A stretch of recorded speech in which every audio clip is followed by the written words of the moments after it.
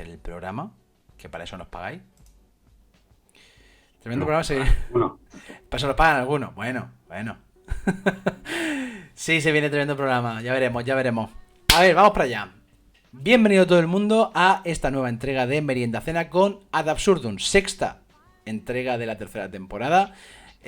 Con nosotros, en exclusiva, por primera vez y inédito incluso. Ahora abriré un paréntesis sobre lo de inédito. David Omar, hola. componente de Ad Absurdum. Ahora tienes que desarrollar eso. Ahora tengo que desarrollarlo. Y yo mismo, Juan Jesús, otro componente de Ad Absurdum, como los componentes de un coche, en realidad, si no, no funciona. Falta un tercero once again. No os preocupéis que antes o después volverá a estar entre los vivos. Lo de inédito, el otro día me quedé un rato mirando un libro que ponía en la faja inédito. O sea, como cuarto volumen de la saga, inédito. Este libro está Y inédito, ¿no? yo, claro, yo dije, pero. Claro, podías poner inédito hasta ahora, pero no inédito, solo, porque entonces lleva a confusión. De hecho, no lo compré, podía haberlo comprado, pero no lo compré porque dije, bueno, si está inédito, Claro, no puedes no comprarlo. puedo comprarlo.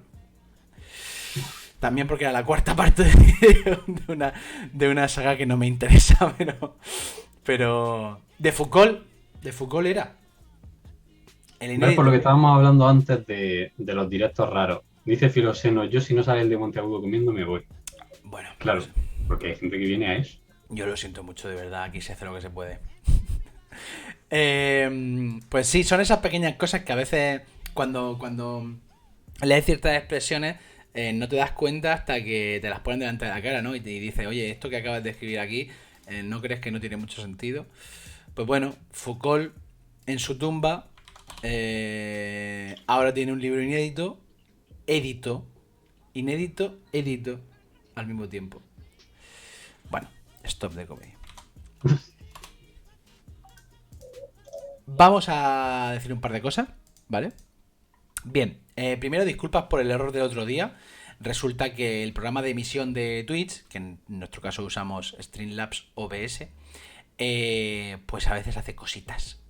Se actualizó y resulta que faltaba una movida de media pack o no sé qué y decidió que entonces no iba a funcionar. Pero lo mejor de todo era que no te decía cuál era el tipo de error y hubo que hacer ingeniería para averiguarlo. Con lo cual, una hora y media después de decir que no podíamos hacer el directo, conseguimos darle la vuelta al asunto y actualizar el ordenador para poder emitir. Así que aquí estamos de nuevo. Esperemos que no vuelva a ocurrir porque es que llevamos dos que vaya tela.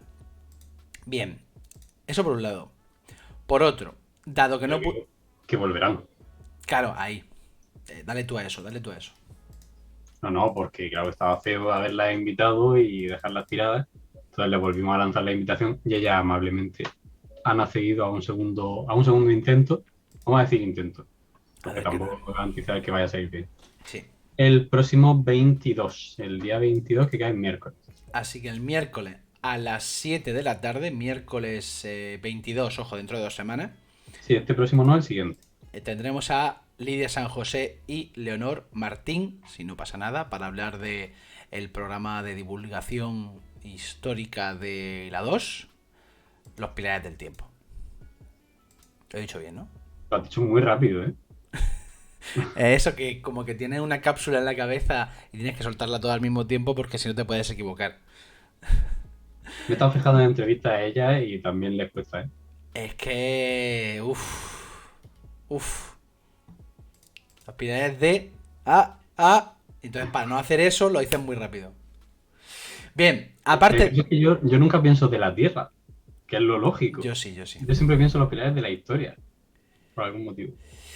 Ya, lo siento, Bugabea. Es que el problema que tenemos es, no es por nuestra parte, sino que ellas pues tienen un calendario complicado. De hecho, esta semana no podemos hacer el directo porque no pueden hacerlo, básicamente. Pero bueno, siempre comentamos lo mismo. Luego se quedará subido tanto aquí como posteriormente en YouTube para verlo. O sea que, bueno, eh, hubiéramos preferido fin de semana, pero es que no ha podido ser. Bien, y luego, 3 anuncios más. El primero, el domingo que viene, tendremos con nosotros a David Alegre hablando de su libro Colaboracionistas, que es un libro publicado recientemente en la editorial Galaxia Gutenberg, que va sobre los colaboracionistas del fascismo europeo en los años 30 y 40, ¿vale? Lo que pasa que haremos 2 secciones en la entrevista, va a ser una entrevista larga, haremos 2 secciones y haremos una sección de preguntas de mierda, que son las típicas preguntas que siempre surgen cuando se habla de esa época y que creo que es interesante formulárselas a David, que es un estudioso de esa época de verdad y no como a mucha gente que escribe cosas por ahí. Me ha gustado que has tenido que hacer una pausa para decir el fascismo de los años 30 y 40. Claro. Como que, claro, a lo mejor hay otro fascismo. Las preguntas de mierda tienen que ver, o sea, son de mierda porque las voy a llamar así, pero no son de mierda.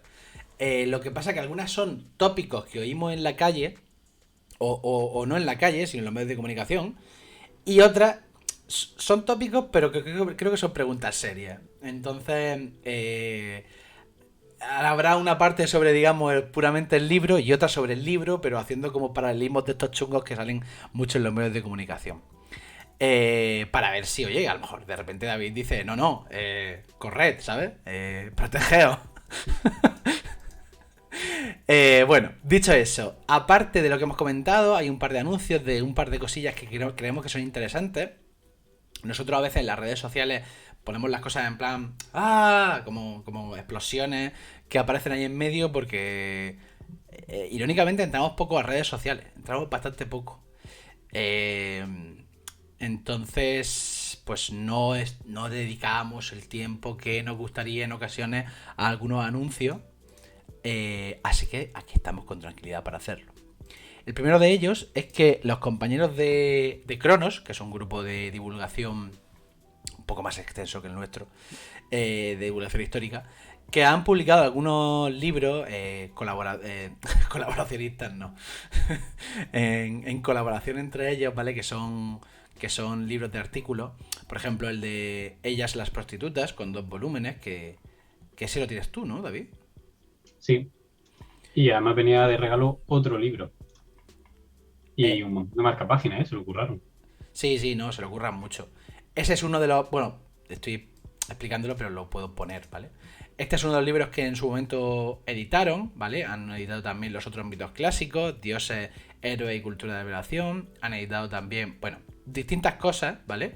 Que la verdad es que parece que no, pero... bueno, Historia de los Marginados, que también creo que, si no recuerdo mal, le dedicamos una reseña en el blog. Sí. Bien, pues ahora vuelven a nosotros con una nueva obra, ¿vale? Que se llama Biografías del Horror, los nazis más sanguinarios, ¿vale? La vida de 40 nazis más sanguinarios. Tienen un Berkami que le podéis echar un ojo, voy a dejaros el enlace. Vale, perfecto. Para que le echéis un ojo bien, no vamos a dedicarle mucho más tiempo, pero vamos, el típico Berkami con las distintas recompensas. Y aquí para que veáis a qué, bueno, pues en qué, un poco más extensamente la obra que presentan, ¿vale? Pero la verdad que siempre son muy buenos en lo que hacen, con ilustraciones, con todo tipo de, bueno, en fin, que son libros muy cuidados. Eso por ahí. Y luego otro libro más. Últimamente parecemos una librería, las cosas como son. Parecemos una librería. Pero no... Pero es que esto es un tema que deberíamos tratarlo seriamente, pero es que se están publicando demasiados libros, ¿eh? Esto hay que racionarlo de otra manera porque son muchísimos. No somos quien nosotros para decir eso, pero es verdad que se publica una variedad de libros en divulgación y eso es maravilloso y al mismo tiempo agobia un poco, ¿vale? Entonces, decía, el último libro del que vamos a hablar hoy es uno que llevamos esperando mucho tiempo, por eso le hemos dado bombo tanto en Twitter como se lo vamos a dar ahora, como en julio, que lo tendremos al autor y a la editora con nosotros. Es el libro publicado por Sabotavi Press, llamado Comunismo Originario y Lucha de Clases en la... Lo voy a poner por aquí. en la Iberia prehistórica, arqueología social del Neolítico, Calcolítico y Bronce Antiguo de Rodrigo Villalobos García, ¿vale? Sabotabi Press es una editorial nueva, independiente, pequeñita, microeditorial, de hecho se definen como tal, que publica el ensayo y divulgación histórica. Entonces, es una editorial a la que hay que apoyar porque es un tipo de trabajo bastante complicado el de editorial, y más cuando hablamos a este tipo de niveles, ¿no? De libros muy, muy cuidados y muy a los que se dedica mucho tiempo, pero que no tienen la potencia, digamos, económica que pueda tener un Planeta, un Penguin u otras editoriales. Con lo cual, por eso también hemos querido dedicarle un rato a hablaros de eso, aunque hablaremos de Sabotabi con su editora y del libro con su autor, con Rodrigo, más adelante.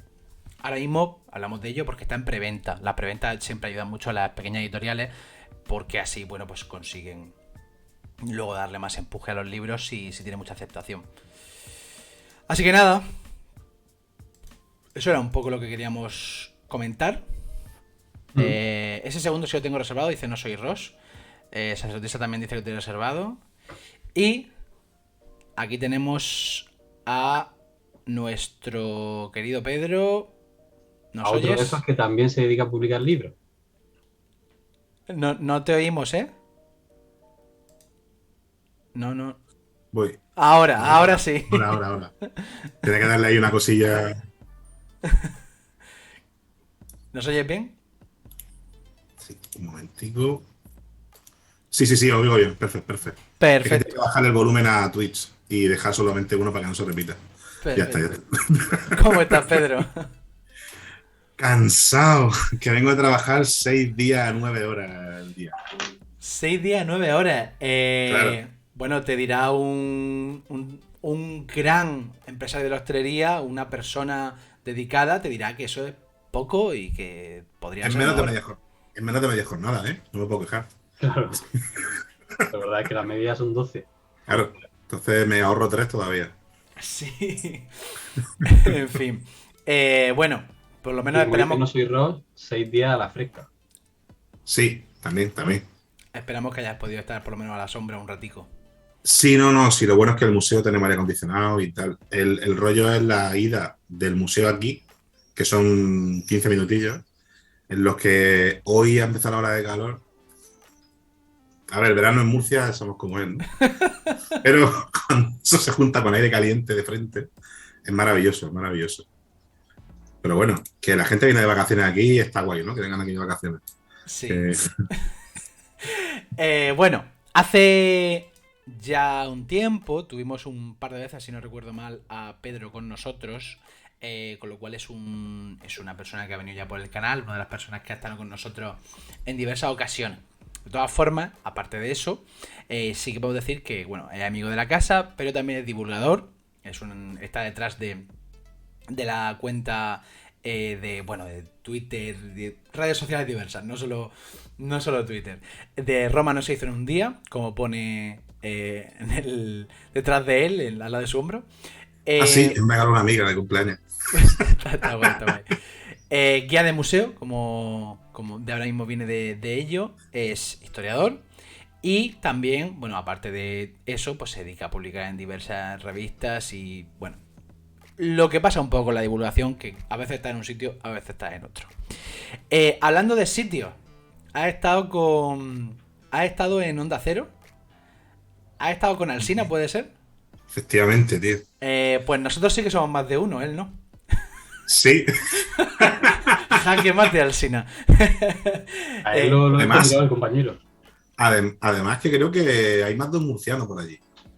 Porque sí, porque el otro está el hombre este de Cremades, que es matemático, que sale con ellos de vez en cuando. Sí, Santi García Cremades. Que Sí. también es Santi Cremades, que dice, joder, estamos ahí. El otro día decía el hombre cada dos por tres, decía, estoy rodeado de murcianos. Pero la primera vez que colaboré con ellos, que fue el año pasado, para hablar del carro de Pompeya, este que apareció con casi entero en Villa, no, la villa esta que está a las afueras de Pompeya y tal, me decía, bueno, tú eres de Murcia o de Cartagena, porque tuve un cartagenero ayer, ¿qué tal? Digo, bueno, yo soy de San Antón.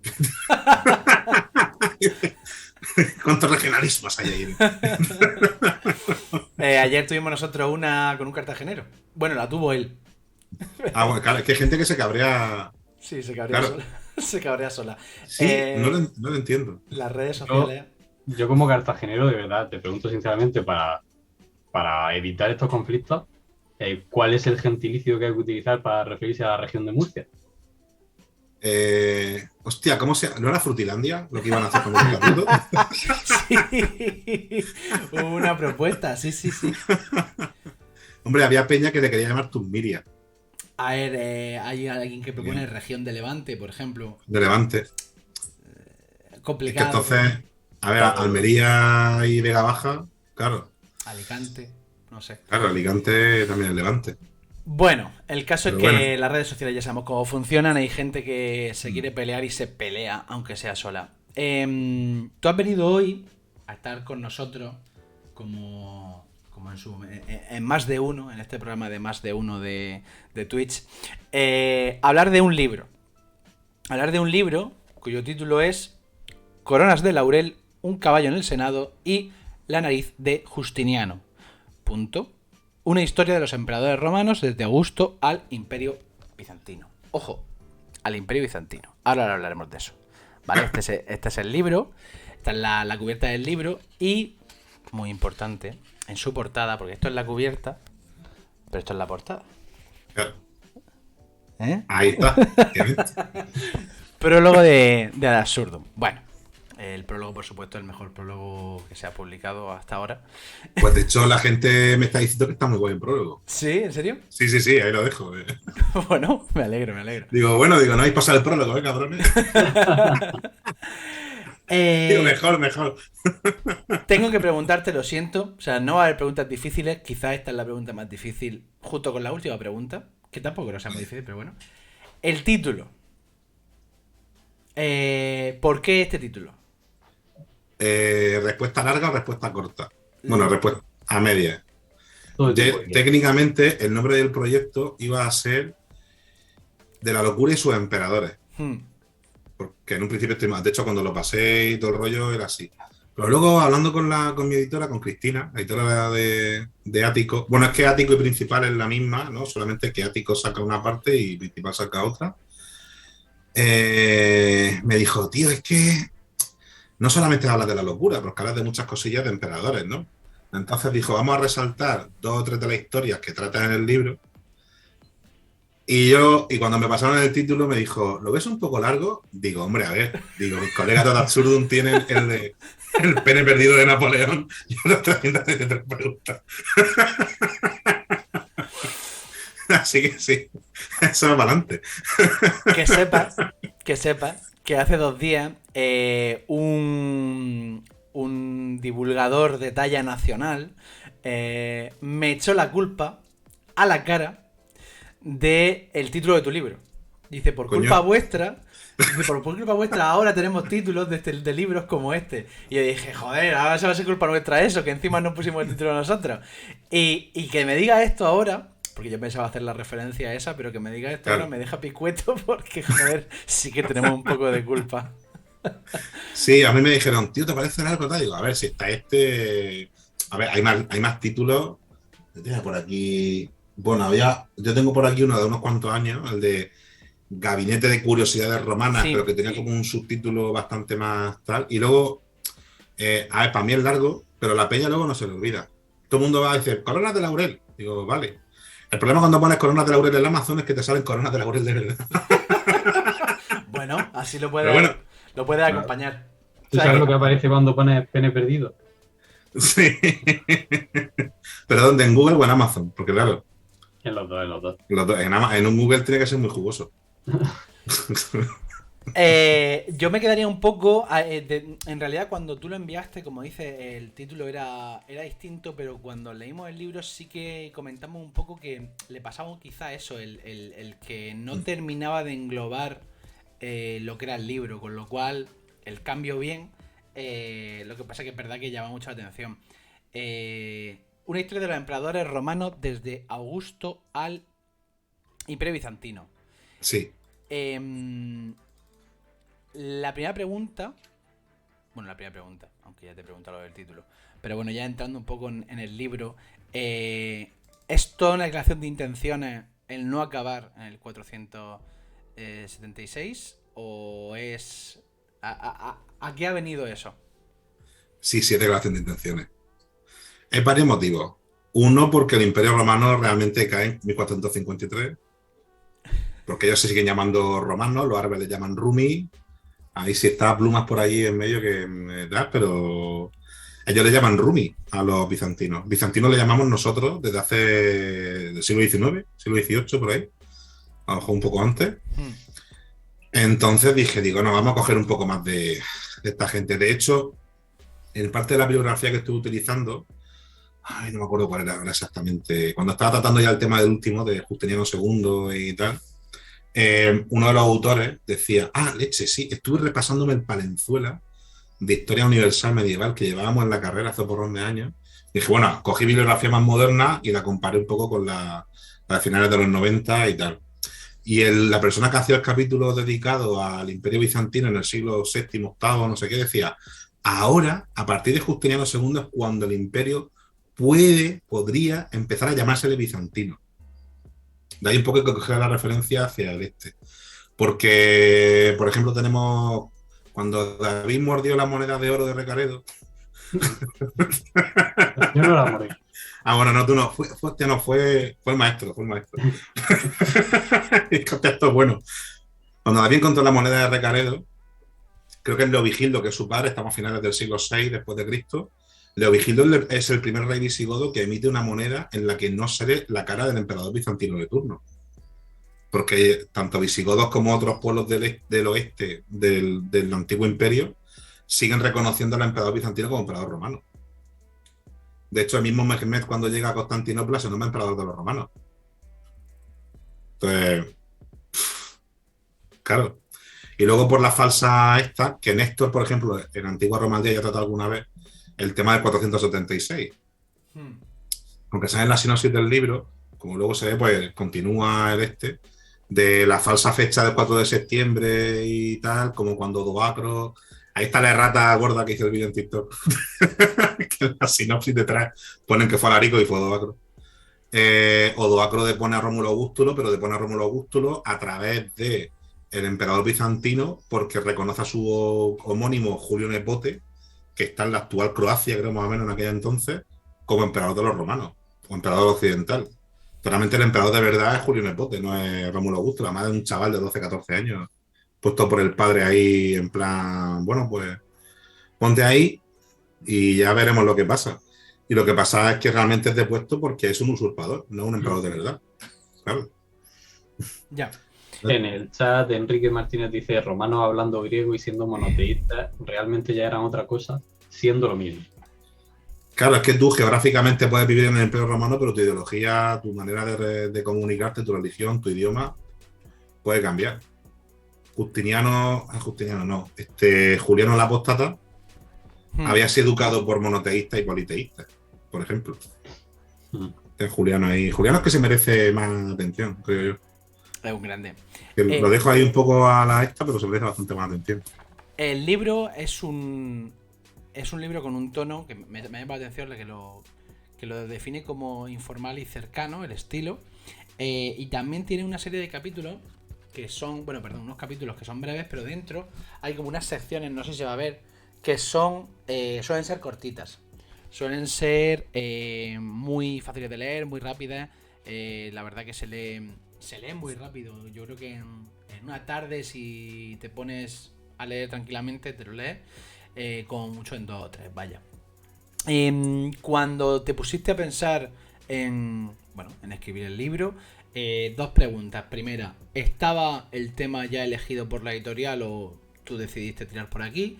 Y segunda, ¿cómo decidiste o cómo fue la idea de hacerlo de esta manera, ¿no? Como muy, muy rápido, con capítulos breves y con este estilo. Hostia, me voy a callar la puya. No, que es coña. A ver, cuando la editorial me llama, bueno, me llamó Iris, que es mi correctora, y que es la mejor correctora del mundo. Y me dijo, tío, ¿tienes alguna cosa por ahí? Y le dije, mira, pues de cuando voy escribiendo en el blog voy aglutinando historietas pequeñitas, ¿no? Anécdotas pequeñas sobre emperadores romanos. Dijo, pues pásanos el proyecto y lo aprobaron. Fin, ya está. Entonces, el camino estaba ahí hecho porque yo cuando empecé a publicar en el blog de una manera un poco más asidua, cuando lo cambié de Blogspot a WordPress, que eso fue por 2014, por ahí más o menos, madre mía. Ya ha llovido. Bueno, no ha llovido mucho, pero ha llovido. Pues dije, tío, voy a coger algo de vida de emperadores y lo voy poniendo, ¿no? Y en algunos emperadores pues iba poniendo Vespasiano, cómodo, no sé qué, tal. Entonces ahí un poco surgió la idea. Y algunas cosas, como las tenía ya anotadas, ¿no? Empecé a esto. Y me gusta hacer las cosas cortas. ¿Por qué? Primero porque soy un vago y no escribo muy bien y, y escribo poco. No. Realmente me gusta. Es buena solución cuando te da Claro. pereza escribir, pues escribo breve. Voy a escribir breve, voy a hacerlo muy resumido para que. No, realmente es porque me gusta ir de manera muy concisa al hecho. Para que la gente no se pierda y aparte hacerlo de una manera que lo pueda leer un chaval o una chavala que estén en el instituto y tenga que hacer un trabajo sobre algún emperador. Bueno, ahora se dan primero la ESO y tal, ¿no? Y se quita, o que le mole, ¿sabes? Lo puede leer una persona con formación, una persona sin formación, porque para mí eso es divulgar. O sea, hay diferentes niveles de divulgación, tal, lo puede hacer para un público más centrado, un público más abierto, y me gusta hacerlo con un público más abierto. Entonces creo que haciéndolo con secciones más cortitas, aunque vayan englobadas dentro del capítulo, pues aparte la peña así no se pierde tanto, porque quizás pues me queda por esto no sé qué. Y aparte cuando hago, por ejemplo, algún artículo, ahora le manda uno al National para la web, que ya ves cuando me conteste Javier a el editor es lo que hacemos y tal. Y son cosillas, son secciones cortas. Entonces cojo el modelo que hago de los artículos que hacía en el blog y que hago en algunos artículos de prensa y lo meto en el libro. Desde luego, una cosa que yo tengo que destacar del libro es esa. No todos los libros, ni divulgación ni de ensayo, digamos que puede leerlo un chaval, una chavala de 15 o de 14. Pero este libro sí, este libro se puede utilizar sin problema para acercar parte de la historia de Roma a los chavales en la ESO. Y yo creo que cualquier persona puede leerlo sin mayor problema. Incluso eso es lo que tú has dicho, hombre, alguien especialista en el Imperio Romano que sepa así de todo, pues evidentemente lo leerá y dirá, pues Pues ya está. claro. Otra cosa más, ¿no? Pero Claro, quiero claro. decir, si eres especialista en otra cosa, pues desde luego seguro que te descubren más de una cosilla. Una pregunta, aunque más o menos has dicho el proceso de selección del tema, ¿por qué emperadores romanos? Es decir, ¿por qué no, yo qué sé, por qué no empezar por otra parte del imperio u otra temática? O sea, dentro de Roma. Pues no porque empecé escribiendo en el blog sobre emperadores y aquí me tiro piedras sobre mí mismo. Porque escribir sobre emperadores, dicho muy entrecomillado y tal, es fácil. Fácil entre comillas. Fácil entre comillas porque tenemos las fuentes primarias que siempre se centran en hablar de los grandes personajes. Entonces, los grandes personajes, los emperadores los tienes ahí, tienes las fuentes, las contrastas, pum, pum, pum, pum, pum, ¿no? Aparte, pero también porque a mí me gusta un poco comparar cómo se comporta el ser humano a lo largo de la historia. Son mis fricadas, ¿no? Que yo me hago mis rollos mentales aquí cuando estoy leyendo, ¿no? Porque muchas veces pienso que las personas ante problemas similares actúan de manera similar, dentro de su contexto cada uno. Entonces no es que, por ejemplo, la historia sea cíclica o que no sé qué, o que se repite, que tal, sino que tú tienes un problema en el año 1650 y un problema en el año 2015, ¿no? Que se pueda dar dentro de un espacio-tiempo parecido, ¿no? O dentro de un espacio parecido, y tu reacción hacia ese problema o hacia esa conducta va a ser parecida. Cuando meto el rollo del Rama X de Tailandia, nombrando canciller al perro y tal, y luego porque otra cosa que me gusta, que lo dejo un poco como con pincelada por ahí en medio, es la historia oral. Es decir, que realmente, cuando Suetonio escribe de Tiberio, o Tácito escribe de Tiberio, ¿qué es realmente lo que él sabe de Tiberio? ¿O qué es lo que realmente le llega a él? Porque hay un señor en Nápoles que está picado con Tiberio y se pone a decir cosas de Tiberio, y eso llega a Roma, que está a 200 kilómetros, 200 y pico. O sea, es un poco ese contrapunto. Eso a veces lo utilizo en los institutos. Cuando toquen alguna charla de institutos sobre qué sabemos realmente de una vida de un emperador romano, lo contrapongo a la actualidad, a cosas que pueden pasar en el instituto. Cuando la peña miente, ¿sabes? La mentirijilla estas que sueltas con los colegas para dártelas y que luego se va haciendo una bola muy grande, muy grande, muy grande, muy grande. Digo a la gente de imaginar eso, pero hace 1700 años y por escrito. Sí, incluso hoy en día las figuras importantes de la economía o de la política también tienen mucho de, pues en fin, se mete tanto propaganda como a favor como en contra, o sea que en realidad es algo que también se puede comparar ahí. Claro, es que esa comparativa obviamente no es la misma época, no es la misma mentalidad, no es la misma sociedad, pero sí que a nivel un poco antropológico actuamos de maneras similares cuando se nos plantean algunos problemas. Y cuando tú tienes mucho dinero o tienes mucho poder o piensas que tienes mucho poder, muchas veces actúas de una manera similar. Creyéndote que eres más, que no sé cuánto, que tal y que cual, ¿no? Y cómo manejas ese poder, cómo la gente que te rodea maneja ese poder, un poco por ahí por donde va el tema. Sobre lo que dices de las reacciones ante procesos similares, yo recomiendo mucho la lectura de... a ver cómo se llama. De ¿Quién rompió las rejas de Montelupo? De Cipolla. Porque si lees el libro, verás que hay... Bueno, va sobre la peste italiana del siglo XVII. Y es interesante porque es el estudio de un pueblo concreto. Este año Javier Traité lo explicó en El Condensador de Flujo. De un pueblo concreto italiano. Que tuvo que hacer una cuarentena cerrando básicamente el pueblo. Es interesante porque cuando lees el libro ves claramente las diferencias. Muchos comportamientos religiosos, muchas cosas que hoy en día no se han dado en el 2020-21. Pero otras cosas las lees y dices, es que esto podría haber pasado tal cual hoy en día, y no podría, es que ha pasado, sino con las mismas palabras, con unas similares. De comportamientos entre vecinos, de el panadero ha hecho no sé qué, del otro se va de putas con no sé cuánto, pese a que está todo cerrado, lo mismo. Entonces... de hecho, existían hasta negacionistas, que sí. No me flipo. Sí. Entonces, es lo que tú dices. No se puede equiparar, porque no hay que equiparar nunca, pero sí que puedes establecer ciertas relaciones entre comportamientos, porque al fin y al cabo somos seres humanos, como lo eran ellos. Entonces, al final tenemos que relacionarnos. Dice Daniel Aquilloé, que tu libro es un libro croqueta, porque se hace de aprovechamiento, pues. Decidme que alguien ha acuñado ya el término croqueta, el libro croqueta. Dice, el término libro croqueta creo que no, pero lo de hacer croquetas sí lo he oído yo entre divulgadores, y de hecho hace poco se lo dije a Traité, que no lo conocía, le hizo mucha gracia, lo de hacer croquetas, no utilizar un material que ya tienes bien elaborado para otras cosas. Pero sí, está gracioso eso. Dice también, libro de pegarse con Suetonio también, ¿no? Bueno, con Suetonio, con Tácito, con Tito Livio, con... ¿cuántas fuentes? Creo que eran 18, 22, 24. Hay algunas fuentes primarias que he tenido un poco chungo porque no están en castellano. Es una cosa, niñas y niños que estudiáis la carrera de historia, aprender idiomas modernos y antiguos. Sí, básicamente. Porque, claro, cuando una cosa no está en castellano, está en inglés, o en francés, o en alemán, normalmente. En italiano a veces, pero menos. O hay ediciones bilingües, inglés-griego, inglés-latín o francés-latín y tal. Entonces, sí, era de pegarse con Suetonio, no solamente con él, Historia Augusta, por ejemplo, que es como un boletín. Eso también a veces me gusta remarcarlo cuando voy a los institutos o a tal. Sí, sobre todo a los institutos.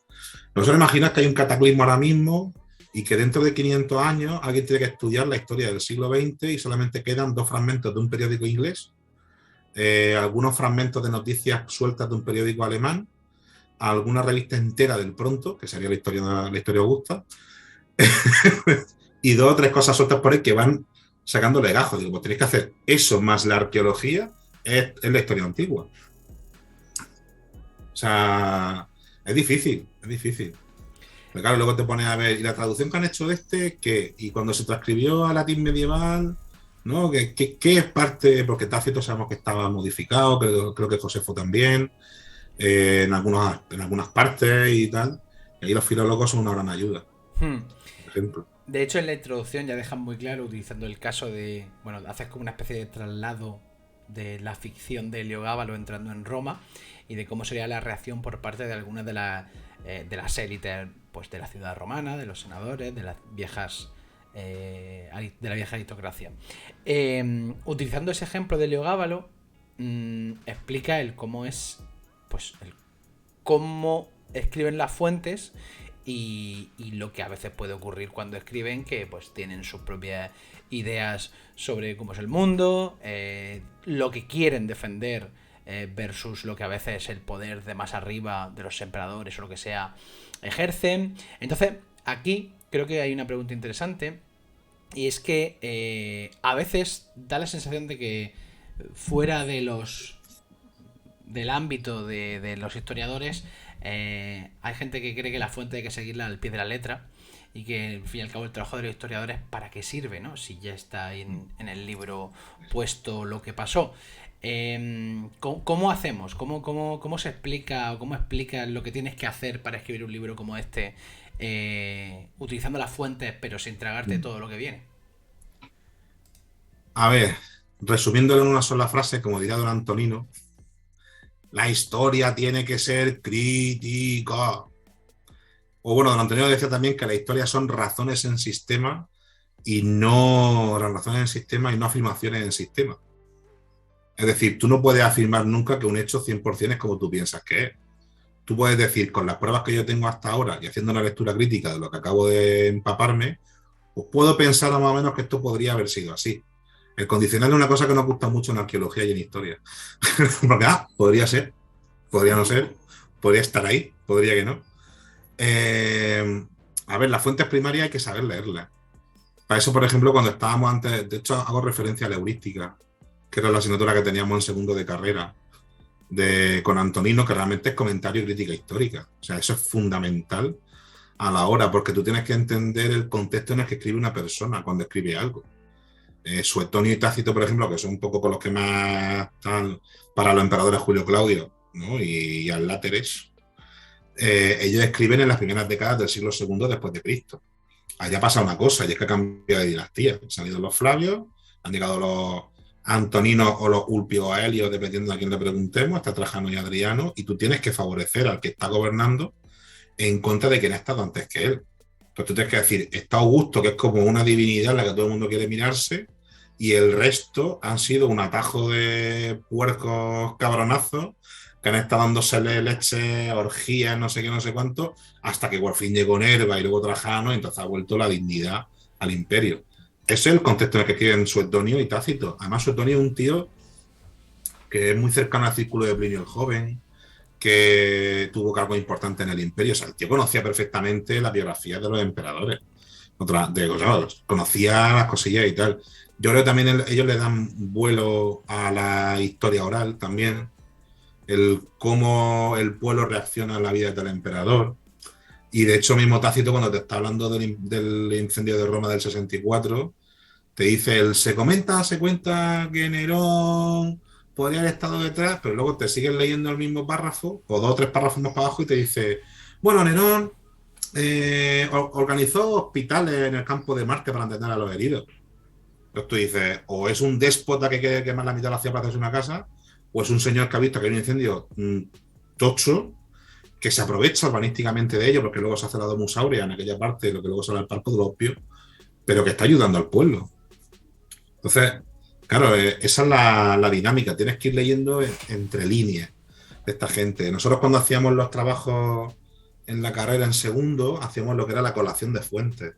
Tú coges un personaje, en este caso un emperador, por ejemplo, y tú dices, pues este tío tiene 4 biógrafos, repartidos entre, por ejemplo, el siglo II y el siglo V. Y tú vas copiando las 4 biografías, dejando huecos donde no coinciden porque una sí lo explica una parte y otra no. Entonces tú vas viendo lo que se repite en la más antigua y se sigue repitiendo en la moderna, pues más o menos puedes darle un poco de aviso de realidad entre comillas. Lo que solo aparece en la antigua no aparece en la otra, tío, por algo tal.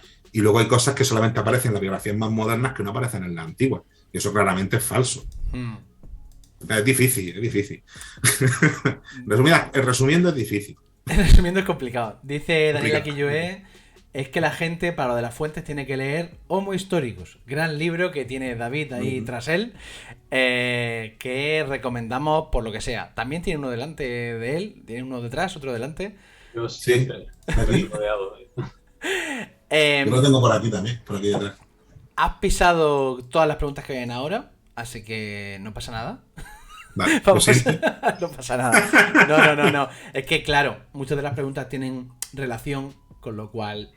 Pero es que me ha hecho mucha gracia lo de lo que has dicho de Augusto, porque es una pregunta específica que viene ahora después. Pero no, es normal, es normal. Precisamente, tema locura, ¿vale? Que es un componente importante del libro.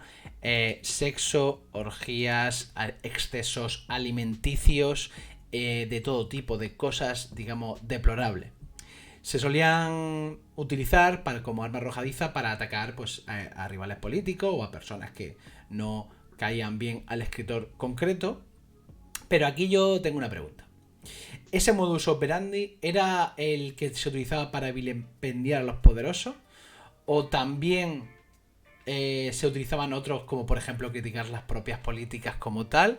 ¿O digamos que se hacía una combinación pero tirando más por elemento como moral y de comportamiento por la virtud romana? ¿Cómo va eso? Digamos, básicamente creo que una mezcla de los tres.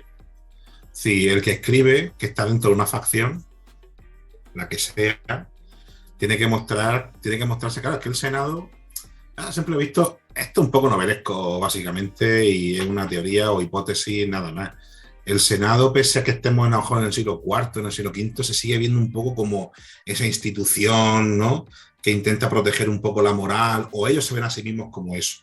Por eso creo yo que cuando hacen las biografías de muchos emperadores, si no han tenido buena relación con ellos, pues lo ponen pues como todo lo contrario a lo que ellos tal. E intenta proteger un poco la moral. Como luego hablaremos de Augusto, lo de la moral con Augusto me lo dejo ahí aparte de tal. Luego era, bueno, sí, la moral, ideología política, que va con la moral también. ¿Veis lo que ha hecho este? Tal. Y si un día organizó una fiesta en la casa, pues esa fiesta de repente se convierte en la mayor orgía nunca vista en Roma, con no sé cuántas prostitutas, la gente vomitando, no sé cuánto, qué tal. Ahí viene muy curioso el rollo de que la peña piense que los romanos vomitaban y seguían comiendo. Todo porque Suetonio decía de Vitelio que comía tanto que luego vomitaba y volvía a comer el hombre. Hay una cosa que no puse, porque no estaba seguro, y aunque hablé con una amiga psicóloga, que fue la que me estuvo asesorando, para alguna parte de temas psicológicos y psiquiátricos y tal, el tema de una posible bulimia con respecto a Vitelio, porque claro, que tampoco sabemos si Vitelio lo de comer y vomitar y tal, ¿no? Porque hay un trastorno alimenticio con eso, que a veces te atiborra mucho a comer y luego lo estás vomitando, ¿no? ¿Eso realmente es un trastorno alimenticio que puede tener Vitelio per se? ¿O es un invent, un toyaco que se mete ahí sueltón? Entonces por eso no lo puse, por ejemplo. Otras cosas con respecto a Cómodo, sí. Cómodo y Fernando VI, vidas paralelas. De hecho, Tiberio, Nerón, Calígula, Cómodo es un poco el póker de locos que Sí.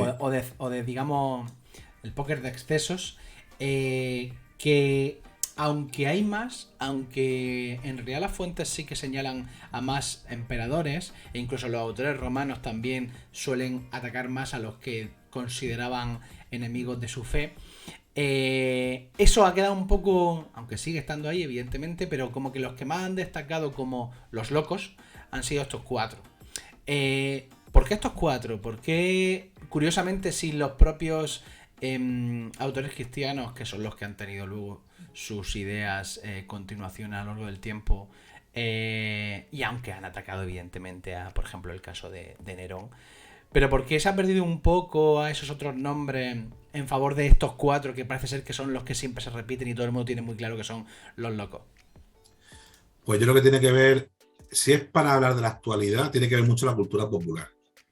Es cuando se escribe Yo Claudio en el siglo XX, se hace un repaso a Suetonio. Robert Graves hizo así. Suetonio pone esto. Creo que quedará bien en mi novela, ¿no? Pero lo escribe muy bien. O sea, yo diferencio mucho entre novela y ensayo, ¿no? Pero para mí una novela muy bien escrita, joder, que es lo que mola, ¿no? Que te llame, que te mole y que tal, ¿no?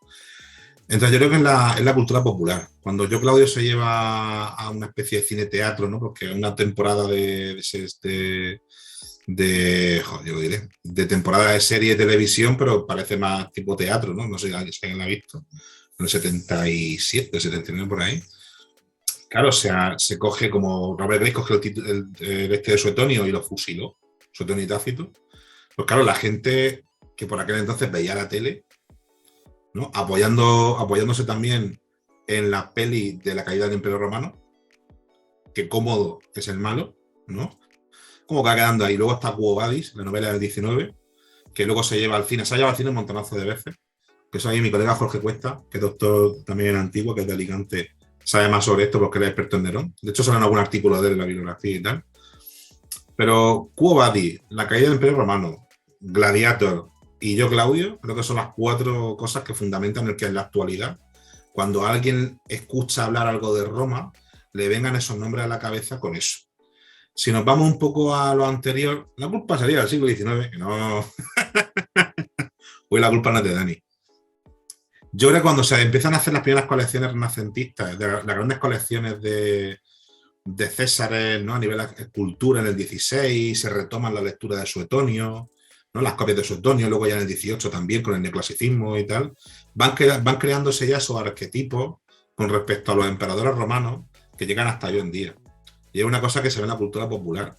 Bueno, lo de Nerón sí que caló bastante, sobre todo a partir del siglo IV, siglo V, porque en el siglo XII-XIII, que es cuando se hace la iglesia de Santa María del Popolo, en Piazza del Popolo, ahí en Roma, se hace porque la gente pensaba que el espíritu de Nerón seguía vagando por allí, porque ahí estaba supuestamente su tumba, y el papa de turno ordena hacer la iglesia. O sea, había calado tan hondo, por ejemplo, la figura de Nerón, ¿no? Como ese arquetipo del anticristo también y todo el tema este, que también se tenía que hacer eso. Hasta mismo Piranesi tiene un grabado en el 18 de la supuesta tumba de Nerón y tal, que sería más imaginación que otra cosa, obviamente. Pero lo tiene ahí. Una cosa que está, Nerón es que está muy clavado en la sociedad romana, para bien y para mal, que eso se ve también en el librico. Dice una cosa interesante Daniel, que cita a Alberto Venegas con el tema de la memoria estética, los retrolugares, que eso cada vez le damos más importancia, pero es algo que parece que no. Pero cuando citamos a 4 películas o a 3 cuadros para hacer una referencia sobre una idea que ha quedado y ha cristalizado en el tiempo, parece que en realidad estás haciendo como una especie de cherry picking, que estás cogiendo 3 o 4 cosas para justificar que tu idea, ¿no? Pero en realidad el problema es lo que explica Venegas cuando ahí sí que hace bailando el cómo llegan ciertas ideas a cristalizar en la memoria colectiva. En realidad es que esas 4 o 5 películas, 4 o 5 novelas o 4 o 5 cuadros sí que han cristalizado, sí que han influido posteriormente a las siguientes obras, y todas han repetido lo que viene diciéndose o desde el 19 o desde el 20 o desde el momento en que se haya creado eso. Con lo cual sí que es bastante interesante el tema de la memoria estética y los retrolugares, el cómo se repiten de forma acrítica, porque también hay que entender que muchas veces los autores de películas pues no son especialistas en historia. Por mucho que tengan asesores, al final están haciendo ellos los guiones, están haciendo ellos las películas. Tirando un poco de eso, te iba a decir, tú al final, ¿qué opinas de ay, ¿cómo se llama? Maldita sea. De Gladiator. Me explico. Como película, yo siempre me parece un peliculón, o sea, que creo que es un peliculón. Y soy el primero que cuando dice, no, pues al fin y al cabo Ridley Scott pues es libre de hacer lo que le dé la gana con los emperadores. Pero lo de perpetuar a Cómodo como un malvado, a ti al final eso, como ¿qué dirías de eso? ¿O te parece bien y ya está? Yo siempre separo entre la Gladiator peli de aventuras y Gladiator supuesta peli histórica. A mí como peli de aventuras me flipa, porque lo tiene todo. Tiene el malo muy malo, tiene el bueno muy bueno, como la creación del héroe, el camino del héroe, ¿no? Que le lleva a sus raíces, que luego para coger la fuerza luego tiene que volver, luego se va creando esa imagen del héroe y tal. El problema con Ridley es que hay alguna entrevista de cuando salió la peli, hace 20, 21, 22 años, en la que él mismo decía, es que hemos hecho una película para que la gente entienda cómo vivían realmente los romanos. Y claro, ahí es cuando tú como historiador puedes decir, pues mira, Ridley, te comento, es como, es como Alien, pero sin muñequito. Porque claro, tú no puedes vender la peli como histórica. Tú puedes vender la peli diciendo, bueno, pues basándome en una figura histórica, he creado mi rollo, que está muy guay. O sea, y la figura de Cómodo, por ejemplo, como malo, me flipa. Hace poco me acuerdo que estuve leyendo un hilo que hizo Patricia en Twitter sobre por qué nosotros veíamos como malo a Cómodo o a Calígula y tal, y le daba la vuelta. ¿No? Es que Patricia y yo tenemos una cruzada contra Marco Aurelio. Ojo a la buena prensa que tiene Marco Aurelio. Sí. Con la movida del libro de meditaciones, la gente lo tiene como poco menos que Buda. Marco Aurelio es el Paulo Coelho del siglo II. Sí. Además, ahora se ha puesto de moda el estoicismo como una forma de superar la ansiedad, el estrés y demás. Y entonces lo han recuperado él también. Sí, me veo muchas cuentas de gente de Instagram cogiéndote frases random de Marco Aurelio que a lo mejor ni siquiera están en las meditaciones, diciendo que son neoestoicos. Digo, joder, acero epicúreos, tío. Yo qué sé. Que por lo menos disfrutan la vida. Claro, pero la historia está hecha de tal manera que Marco Aurelio, que es un señor que se tiró como 15 años de campaña, 16, contra varios pueblos germánicos, que estaba su pueblo pasando hambre porque había una pandemia en el Imperio Romano y el tío estaba en Germania dándose de hostias con Marcomano y otros señores, ¿no? Civilizando. ¿Perdón? Civilizando, estaba romanizando. Mejor estaba romanizando. ¿Vale? Y queda como, hostia, que ha escrito un libro. Claro. No, el emperador filósofo ha escrito un libro, el último estoico del siglo II, cuando se vuelve al estoicismo y tal, ¿no? Y luego Cómodo, que se lo encuentra todo empantanado con 18 años, que tiene que hacer un poco de casico a los amiguitos del padre, que tiene que firmar la paz para poder volver a Roma y retomar un poco el porque de hecho lo que no se dice es que sí es cierto que hay un repunte de esa peste o lo que sea al final del reinado de Cómodo, que por eso tiene que ver a lo mejor cómo la historia Augusta te mete el relato de Perennis, o Heliodenio diciéndote que le quita la comida al pueblo, luego diciendo que es Cómodo y todo el rollo ¿vale? Pero la década que Cómodo está reinando en Roma, lo que tú estás viendo realmente es como primero la hermana con los senadores que le intentan hacer un golpe de estado, porque según Herodiano cuenta que le dicen, claro, es que esto me han contado que no sé qué. Decían que la hermana es que, claro, como él se había casado ya, creo que era con Marcia, una de estas, ¿no? Pues tenía ahí como celos de no ser la emperatriz, o no ser como tal, ¿no? Entonces te estás viendo a un chaval de 18, 19 años, al fin y al cabo, que tiene que coger el control de un imperio que está en una crisis bestial, tanto de enfermedad como económica y de guerra. O sea, y a lo mejor, la historia que hablas con gente de psicología, que son los que lo saben mejor, ¿cómo te afecta con 18 años quedarte huérfano y hacer frente a eso? ¿No? Que te dicen, bueno, pues aquí está lo tuyo. Aquí está Roma. Y tú diciéndole a Dion Casio, señor, por favor, suélteme el brazo. Claro, es que esas cosillas son las que un poco tienes que dar, cabe todo entendido en su contexto. Esta gente hacía cosas que para ellos eran normales y para nosotros son totalmente deleznables, porque la mentalidad cambia, han pasado 1800 años desde aquello y no va a poder decir, no, es que está guay que mate a 30 senadores. Pues no está guay que mate a 30 senadores, no está guay matar a nadie, ¿no? Pero hay que entender las cosas en su contexto, que es lo que hablamos siempre. El contexto siempre es importante. Lo que pasa es que yo creo que matar senadores tampoco estaba bien visto en ese momento. que sí que hay que entenderlo, pero Claro. Pero sí. Bien, hemos hablado de Marco Aurelio, eso lo voy a enlazar un poco porque normalmente destacan mucho las figuras negativas, pero también hay figuras positivas, porque siempre tiene que haber algún tipo de héroe en la historia, algún tipo de referente. Y hay uno que es el referente, que es Augusto. Augusto se libra prácticamente de todo en la fuente, es poco menos que una especie de... Es el señor del garaje, ¿no? El que empezó en el garaje y que se convirtió en el creador de la mayor empresa del mundo. Está bien, voy a intentar un poco... Está bien que él sea lógico, que le alaben y que quieran verse un poco en él, pero ¿cómo puede ser tan bestia la diferencia entre él y el siguiente emperador a partir de ese momento que empiezan a darles caña como si no hubiera un mañana? ¿Por qué esa diferencia? ¿Por qué esa manera de alabar a Augusto? Pues vamos a hacerlo con una equiparación al siglo XXI. ¿Qué pasa en Inditex?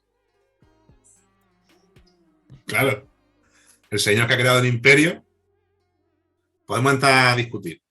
Y luego lo deja. ¿Cómo trata la prensa, ¿no? La gente que se queda con los que pretende. No, Augusto es un tío que lo hizo muy bien. O sea, a nivel marketing, creo que es la persona que mejor lo ha hecho en la historia. O sea, un señor que está casado por segunda vez y tiene una hija y repudia a su mujer para casarse con otra, que ya está casada, que tiene un crío, que está embarazada de otro.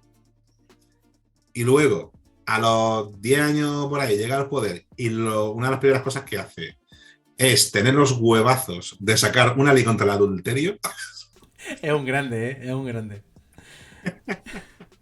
Ahora que está de moda lo de padreada, pues aquí sí que... Es que hay que tenerlos muy gordos, ¿eh? Sí, el sí. colega. Además, el tío iba juntando ahí. La baza de la hija le sale un poco mal por el tema de que se le va muriendo todo el mundo. Por eso es ahí la mala fama de Lidia. Que ahora un poco a la mujer la están un poco rehaciéndole la biografía y tal. O las Agripinas, ¿no? Está el libro, lo tengo por aquí. El de Agripina la menor. Sí. Que lo tengo por aquí. Así ahí. Aunque me acuerdo de la mujer de la autora. Pues que me acuerdo de su nickname de Twitter. Es Adrián Nuclear. mayor, ¿no? No, es una tía de mi edad. Ah, vale, perdón. No, Bueno, a bueno, ver. un segundo. Yo vuelvo ya a los 40 dentro de poco, pero... no es Adrián Mayor. Ah, eso. No. Ah, ¿cómo se llama esta mujer? Ah. Y no es Patricia Southern tampoco, que es la que ha hecho lo de Julio César ahora. A ver. No me acuerdo muy bien. Bueno, sigue. Sí, esta señora. Pues claro, es que Augusto tiene unos huevazos el colega. O sea, es más Southern, ¿no? más Southern, es verdad. Hace unas campañas más al sur de Egipto y le sale mal. Hace unas campañas por Arabia y bueno, establece algunas conexiones y tal y le sale medianamente aquello. Luego tiene lo de Totoburgo. En la primera década de reinado tiene un par de intentos de conatos de que lo quiten, de quitárselo del medio. O sea, y aún así el tío gobernó 45 años, se aseguró que alguien de su sangre, entre comillas, porque Tiberio está adoptado y tal, ¿no? Se quede con el imperio y continúe y sentó todas las bases del imperio. Bueno, el tío, yo creo que él aprendió bastante de César, obviamente, ¿no? Lo que no me gusta, por ejemplo, es lo de ensalzar o vilipendiar a señores romanos, porque yo soy un señor del siglo XXI, no soy un señor del siglo I. Entonces nunca voy a tener realmente todo a mi favor para poder entender las cosas. Pero sí que cuando él vio lo de César, dice, uff, aquí hay continuo, aquí contiendo. También es cierto que ahí el cabronazo de Marco Antonio, poniéndole la corona a esta ficticia a César en las Lupercales del 44, a ver, Marco, mira, te comento. Está un poco feo, ¿no? Pero sí que Augusto se lo monta bastante bien. Luego la Requesta, que haga un poco de referencia ahí con el monumento Nankiranu, una ahí en Turquía, y tal, y cómo él se va creando toda la parafernalia de la familia perfecta y tal. Si quisiéramos intentar hacer algún tipo de paralelismo con la actualidad, a mí me recuerda a veces a las elecciones en Estados Unidos, cuando todas las familias de la gente que se presenta a presidente te aparecen como la familia americana perfecta y tal, que lo tiene un poco del hilo en el libro diciendo que todo sistema político quiere crear a su ciudadano ideal.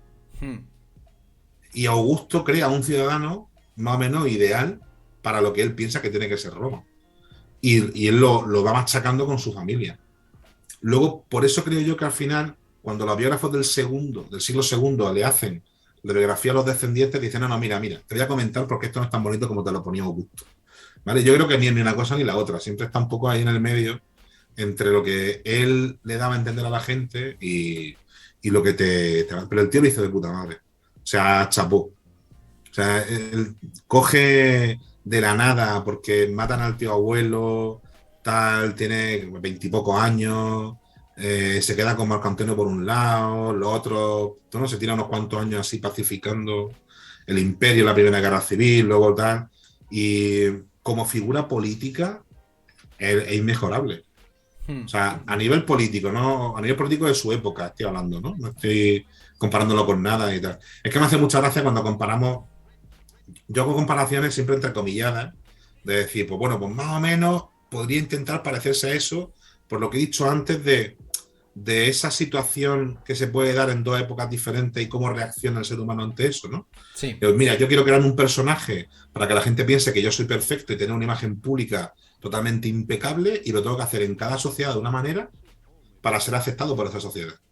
Eso lo hace Augusto, lo hace luego Vespasiano, ¿no? En la Edad Media, en la Edad Moderna, en la contemporánea, todo el mundo lo hace dentro de sus sistemas, ¿no? Y claro, a nivel de eso, Augusto dentro de su sociedad es perfecto. Claro. No hay un pero contra su campaña de marketing. Entonces, por lo que has dicho de ensalzar o vilipendiar, ¿tú no quieres llenar de estatuas de Augusto todo el imperio? Hay una Zaragoza, ¿no? De Mussolini. De todo lo que sale en el libro, de todo lo que cuenta en el libro, ¿cuál de estas pequeñas, esto ya en plan, de las anécdotas que vas contando, de las cosas así más llamativas, cuál de esas pequeñas historias es tu favorita? Hostia, a mí la que más me mola es Constantino III. Así, pues vamos a dejarlo así.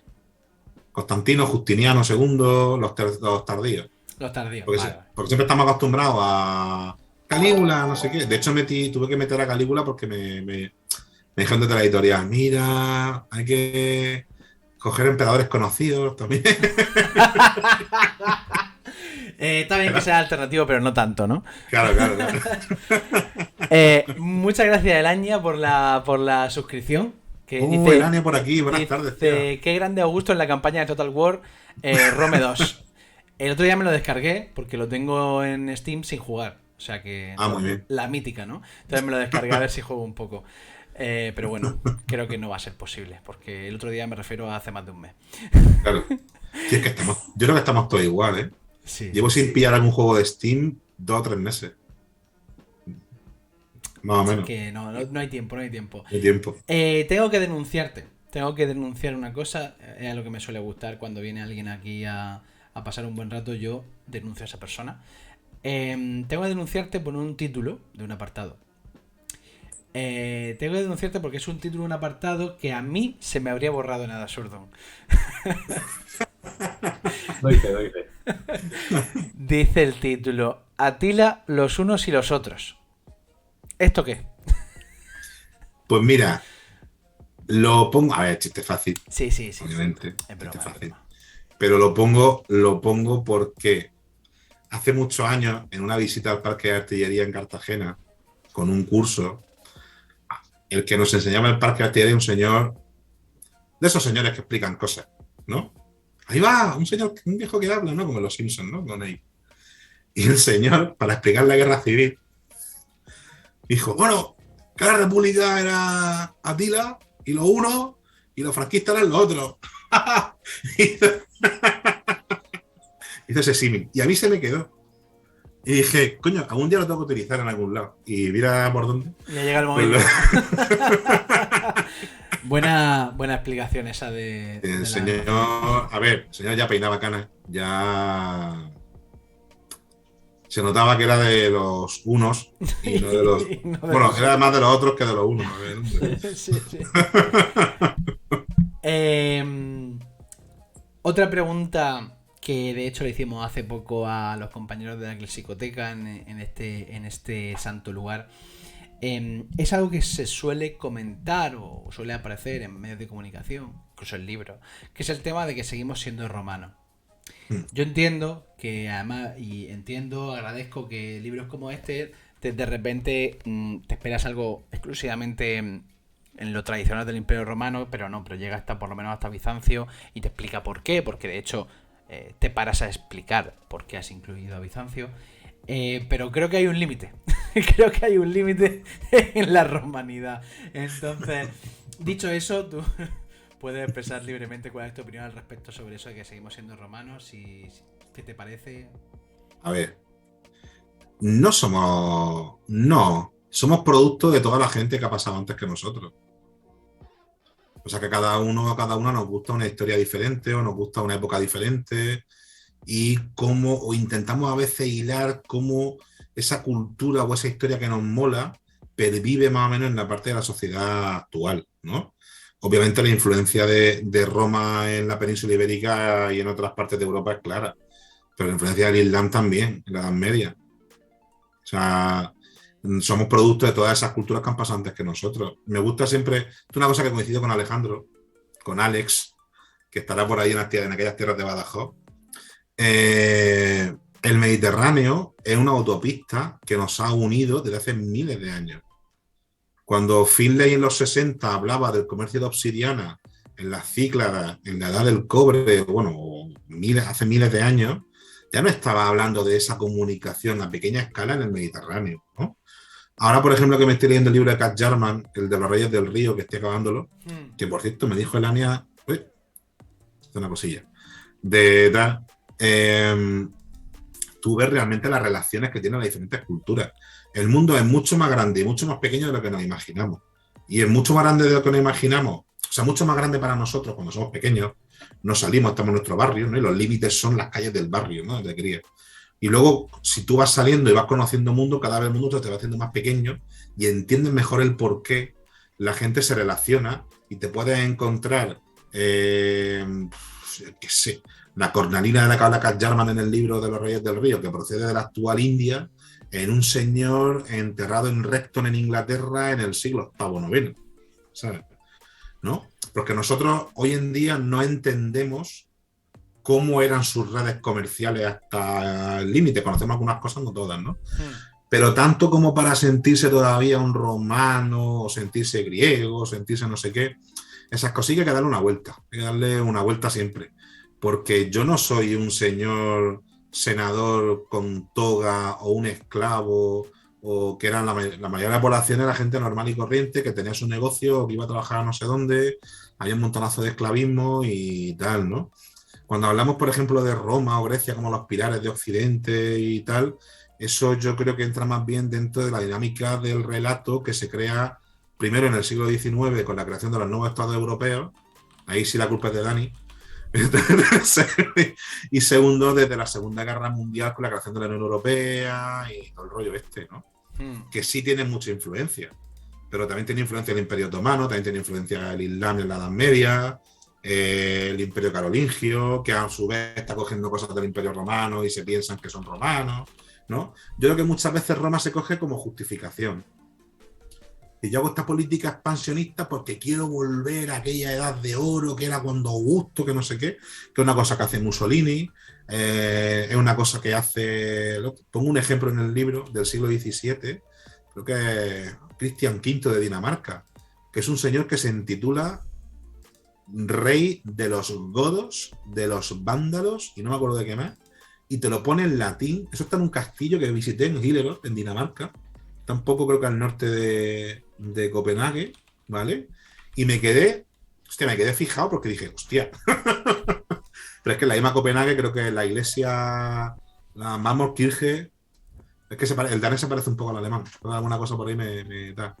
La iglesia de mármol, una iglesia del siglo XVIII neoclásica, la inscripción del rey que la manda a hacer está en latín. No porque Roma perdiva en nosotros y tal, sino porque esa gente utiliza Roma como un arma política y de marketing para afianzarse dentro de un poder y un estatus, porque ellos desde el siglo XVI con el Renacimiento, o mucha gente, ¿no?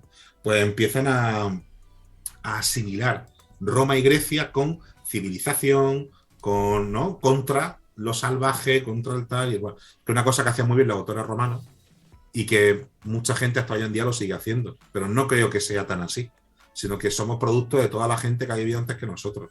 Por eso, por ejemplo, los yacimientos arqueológicos en los que ha habido varias culturas te ayudan un poco a comprender ese quid, ¿no? Ese porqué de esas cosas.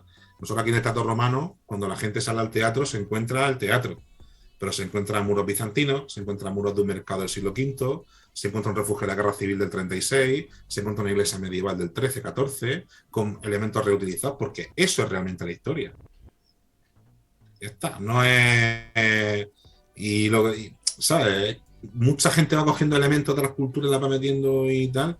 Hoy en día tenemos a la New Age. Ojo, que en puesto de decir Némesis dice karma. Y tú dices, bueno, en el Mediterráneo, en el griego, está la Némesis, que aparte de ser un mitológico y alguna cosa, ¿no? Y decir, tú eres su Némesis, ¿no? Su contrario y tal. Némesis se utiliza en la cultura griega y romana como ese equilibrio entre el bien y el mal y que nada puede ser tan bueno ni tan malo también. ¿Por qué le llamas karma y no le llaman Némesis? Pues porque hay unos señores que en los años 60 se iban a la India a meterse de todo y esto caló luego en los yuppies de los años 80, que para sentirse muy bien consigo mismos dijeron, tengo una macroempresa y contamino un montonazo, pero soy green y bio. Sí. Siempre es utilizar rasgos de cultura para justificarte. Para justificar además eso, precisamente lo que decíamos antes, no es algo nuevo. El propio Augusto con lo de hacer referencia a la moral del pasado, incluso el propio Sargón hacía referencia al pasado para legitimarse a sí mismo, o sea que es una cosa que siempre ha funcionado. En lugar de hablar del pasado, hablemos del futuro. ¿Qué sea lo siguiente? ¿Qué va a ser lo siguiente de Roma no se hizo en un día? No sé si se puede decir algo, si no se puede decir nada, pero ¿hay algo en el candelero? De artículos le envié uno el otro día a National. Ahí a ver de qué. Es de un personaje famoso. Muy famoso. Extremadamente famoso. De la antigüedad. Que ahora vuelve a estar de moda. Porque hay 3 señores. 2 señores y una señora. Que han sacado libros de él en 6 meses. Y voy a dar un poco una vuelta a algunas cosillas sobre eso. A nivel literario tengo un par de cosillas por ahí, pero no una cosa concreta. Porque, bueno, primero vamos a ver cómo va esto. Y si me dejan. Pero bueno, ahora por ejemplo en 2 semanas me voy a la Toscana, que tengo vacaciones y me voy con un colega a la Toscana. ¿Vacaciones en la Toscana? Eso está bien. Vacaciones a la Toscana. Vino Santimignano y Etrusco. Eso es lo mejor de la vida. Trabajas menos de media jornada y tienes vacaciones. Yo no digo nada, pero... Sí, eso hay que verlo. Hay que dar una vuelta a mi contrato. Y siempre que digo escribir cosillas de Etrusco. Eso y de arqueología militar romana, eso lo tengo un poco más oxidado, pero siempre me ha traído la historia militar romana, pero no me gusta la sucesión de batallitas. Que está muy guay que la peña conozca las batallas más importantes de Roma, de la humanidad, de la Segunda Guerra Mundial, de no sé qué, no sé cuánto. También está guay ver el cómo una persona normal y corriente se tiene que enfrentar a yo paso de estar en el campo con mi arado a en 2 meses estoy delante de 40.000 púnicos. Eso, por ejemplo, bueno, en la revista de historia militar, la revista universitaria, la de David, han tratado alguna cosilla de esa sobre psicología en el campo de batalla, ¿no? En alguna época y tal. Y eso me tira bastante más que lo de siempre. Es que lo de siempre, ¿para qué me voy a hacer un catálogo de las mejores batallas de historia de Roma, por ejemplo? Pues si hay 20, ¿sabes? Cada uno puede hacer eso. ¿No quieres hacer una comparativa entre un legionario romano y un samurái japonés? Y que la hacer entre un legionario romano del 3 a.C. y un legionario romano del 1 a.C. Hasta lo que llego. Qué soso eres. Con lo bien que queda eso luego en la pantalla, en la tele. Entonces, bueno, que digamos que tiene alguna ideilla y algún proyecto, pero que por ahora... Ahora me quiero centrar más en artículos de momento. Que tengo con National, tengo ese que le he enviado ahora y otro que tengo a media. Vale. Tengo ahí un par de cosillas. Pues ya vamos a cerrar, como siempre, lo que hacemos con el minuto final de cierre es que dejamos que la persona que viene a hablar con nosotros tenga libertad para comentar lo que desee. Así que es tu momento. ¿Es mi momento? Es tu momento. Compárame el libro, cabrones. Los conozco. Eso ya está bien. Eso está muy bien. No, he de decir que me fustiga. Lo malo que hice fue leerme el libro. Una vez publicado. Claro, porque he visto ratas. Hay 3 ratas muy gordas. Una es la de la contraportada, la de la parte trasera que he dicho antes, de la Rico Yodóacro. Hay un par de fechas ahí que una se me ha bailado a mí y otra no sé por qué ha aparecido ahí, ¿vale? Pero la gente para adivinarlo tiene que leer el libro. Es decir, libro con actividades. Aparte de leértelo, adivina que ha puesto mal el autor. Eso nosotros siempre lo que recomendamos cuando se publica libro es no tocarlo después. O sea, en ningún caso lo abras. Porque además, si lo abres al azar, en una página para enseñarle a alguien algo, vas a ver la errata clarísimamente. Entonces, Sí, pero además que fue a abrir exactamente por la página en la que estaba la errata, que está casi al final del libro. Las 2 que he visto así más eso. Pero bueno, y si hay peña que es de Cartagena o de Murcia y tal, lo tenemos ya cerrado, aunque lo publicaré la semana que viene. Hay presentación oficial del libro en el Teatro Romano de Cartagena el 22 de junio. A las 7 de la tarde, apertura de puertas. ¡Ostras! ¡Ostras! Pues... llama a la suerte. Es que lo has... Joder. ¿Qué? Tenemos a Lidia San José y a Leonor... Ya lo sé, tío. Lo vi. Bueno. Lo vi. ¿Pero Lo vi. en Murcia harás? Pues no lo sé. Tampoco he mirado... Hazte alguna en Murcia, para que así te puedan acusar de ser murcianista y cosas así. Yo el otro día cuando iba el otro día a Onda Cero, me decía fui con un colega porque estaba muy nervioso, porque joder, era Onda Cero a nivel nacional y todo el rollo. Y me dice, es que mi colega es ilustrador, el cabrón, trabaja en prensa. Y me dice, demasiado cartagenero para ser murciano y demasiado murciano para ser cartagenero. Nadie te quiere. Hijo de puta. Pues sí, lo de Cartagena es que lo podemos. Ya que mi ciudad y que tengo aquí el teatro y todo el tema, el libro de Romanito, pues me presenta Vicente, que es de la Montaña Mágica, el dueño de la Montaña Mágica, en Cartagena. Y estoy viendo algunas otras presentaciones por ahí para final de año, pero es que como yo me limito a mi... Bueno, el 9 de julio, aunque a lo mejor no sé si lo puedo decir todavía, en lo que hace la peña de los alcáceres de la ecocultural de la semana literaria, hacen una mesa redonda el 9 de julio sobre divulgación y tal, y me han invitado. Hay Antonio Zapata y toda esta gente. O sea, estamos viendo un poco el este. Y creo que de momento ya está. Es que ahora viene el verano. Y en el verano la gente se va a la playa. Pero que sepas que el momento para hacer presentaciones así en sitios cercanos es ahora, porque es el momento de venderle el libro diciéndole, esto te lo llevas para la playa. Para el verano, para la playa. Claro. Pero bueno, si es que yo tengo, si veis mi horario, estoy a llorar.